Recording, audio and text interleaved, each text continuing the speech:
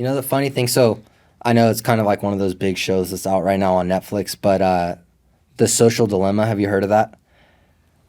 Somebody was telling me about it the other day. Yeah, I haven't watched it yet, but I hear So it's good. I was watching it, and certain things when you're, especially with documentaries, I'm not very smart, and so I can really only grasp onto one or two things in the documentary. Right, one of the things that was said, and I was like, that makes so much sense, was the guy was talking towards the end of it, and he said a dead tree is more valuable than a live tree.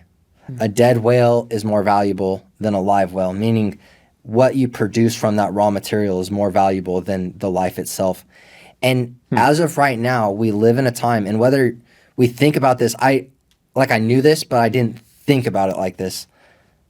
We are the raw material that's being harvested, right? We don't get social media for free. We don't get those things so that it can help us. It's really we're being mined. And what happens is, and I know that there's like this saying that people who hunt like to say all the time, where it's like, hunters are the biggest conservators of the environment in America, right? Most of the money for the hunting license and stuff goes into conservation of land and animals and making sure that it's not being over harvested. But the reason is because hunters were the reason why a lot of animals ended up being extinct or run out of, like they had to reintroduce wolves to Yosemite, Yellowstone, Yeah. which you guys went to this summer. Yeah.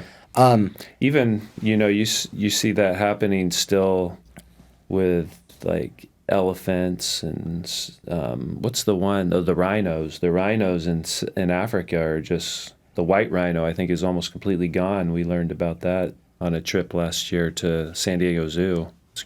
So yeah, continue with your point. Sorry. But yeah, so you see the way that humans can really destroy ecosystems. They can destroy entire environments because of their greed and their wanting to harvest as much as possible and not caring about what the effects are. Well, we're what's being harvested right now. We're the ones that are being manipulated. We're the ones that are being destroyed in that way. And it's kind of like this pendulum, and I don't think the pendulum has swung all the way yet, but there's going to be a point where they're going to have to re-regulate and really set some boundaries and safety measures in for us as basically the raw material. And it's kind of like back in the day, like the old Disney stuff. I don't know if people, like the younger generation, realizes this, but like Jiminy Cricket and Pinocchio, there was like smoking going on, and they were like targeting kids, the tobacco company was, of making it seem like, oh, smoking's cool, smoking's this. Even like Grease, my sister's favorite show, and I had to watch that probably 70 times growing up. And so I hate John Travolta, not because of any of his beliefs or anything, just because I saw him so many times that I wanted to throw something through the TV. But like that whole show or that whole movie, they're smoking, and it was like a targeted towards a young audience, and they had to come in and regulate it and say, hey, we are not allowed to advertise to certain age ranges with this stuff. They're protected. Well, like YouTube Children's came out. YouTube is become this Wild West almost of advertisement again. It's funny how little a lot of parents or a lot of people put effort into seeing what their kids are consuming on that. They just hand them a device, and 5 hours later they come, okay, now it's time for dinner.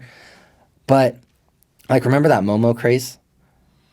It was on YouTube, and I think it was a hoax. I don't think it was real, but it caused a lot of parents to like, oh, I don't know what my kids are watching, because it was like this like serial killer doll would show up on children's stuff and like scare them, or they would start like reciting these things that, and it really shows the blind spot that a lot of us have on what's shaping the hearts and the minds of our kids. I think Proverbs 4:23, I think it is. It's 4:23 or 4:3, but it talks about guard your heart, because from it all things in your life flow.